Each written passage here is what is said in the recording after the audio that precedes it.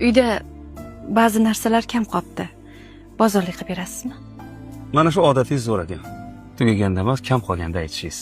Keling, bugun bozorlikni Muhammad Ali qilsa.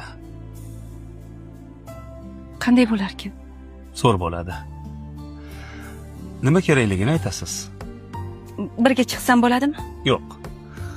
O'zi chiqib olib keladi. Mana bu pul. Mahallani boshida bozorcha bor. Olib kelasan, xo'pmi? Xo'p bo'ladi. Qorningiz ochmadimi? Biron nima bo'lsa yerdim. Oyijon, Ha, qizim. men pishirib beray. Mayli ko'ya, lekin Shunaqasi. nima o'qiyapsiz? Alloh sari 20 bekat. Bu kitobda Allohga nisbatan muomalamiz qanday bo'lishi kerakligini bilib olmoqchi ekanmiz. Quyidagi savollarga javob topishga harakat qilamiz.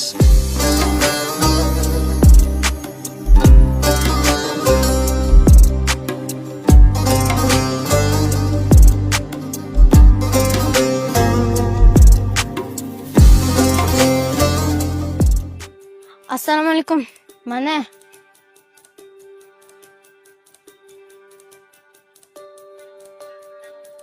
Muhammad Ali.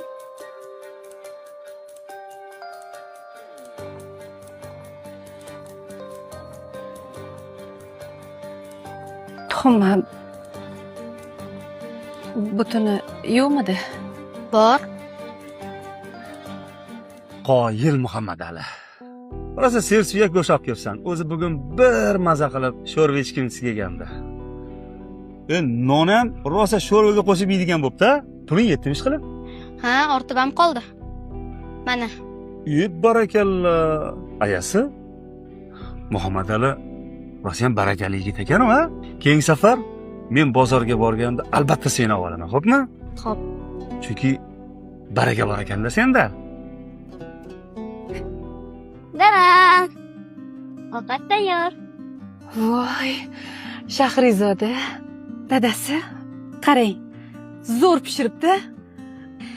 Qani boshlang. Qornim tatalab ketdi. Shahrizoda, barakalla. Zo'r pishiribsan. Men sendek paytimda bunaqa pishira olmasdim. Endi ovqat tayyorlasak, birga tayyorlaymiz. O'rgatasan, xo'pmi? Ha. Qani, kela qol. Qani, oldik. Baxting